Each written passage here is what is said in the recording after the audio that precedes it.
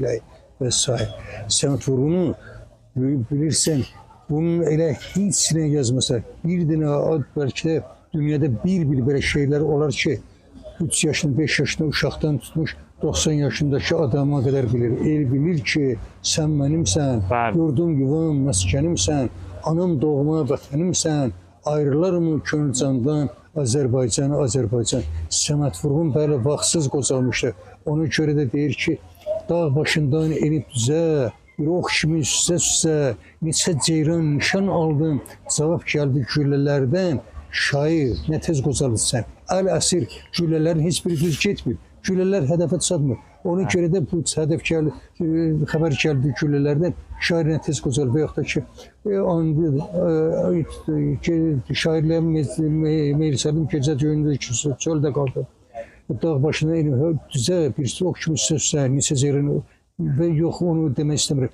Deyir ki, ürək xain bir iblis də üzə varid deyir hərdən, şair nə tez qocaldın sən. Bəli, bu nankör, naxaraf adamlar, bu riyakar adamlar, bu uğuru, Səməd Vurğun uğurunu, Səməd Vurğun böyüklüyünü həzm eləyə bilməyən adamlar, vaxtsız hücumlar, hücumsuz hücumlar, lazımsız hücumlar, ona görə də gəldi bu şair 50 yaşı gözlüyün. Niyə deyək, o başqa millətlər şairi 80-85 yaşı, niyə Səməd Vurğun kimi dahi bir 75 yaşamayaydı, 80 yaşamayaydı?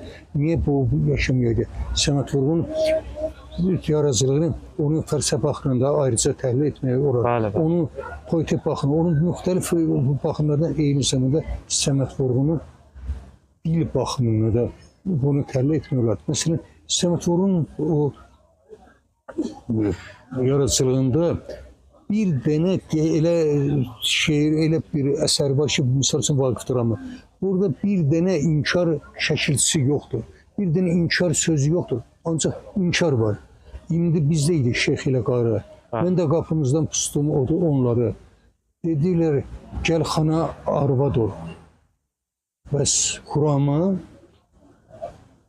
deyir, danış dediyim, gizləmə, gizləmə, ağırlı gəlin. Və deyir, dedi ki, razıyam, gedərəm xana. Vaqif deyir, aha, halal olsun bu Kuramana. Uğur Əli bəy deyir ki, ata, qoy öldürüm o vicdansıza. İndi Vaqif nə deyir? Heç bir inkar söz yoxdur. Əli bəy, alçaldar cinayət bizi, yəni öldürmə. Bir bax, əllərinə yaraşarmı?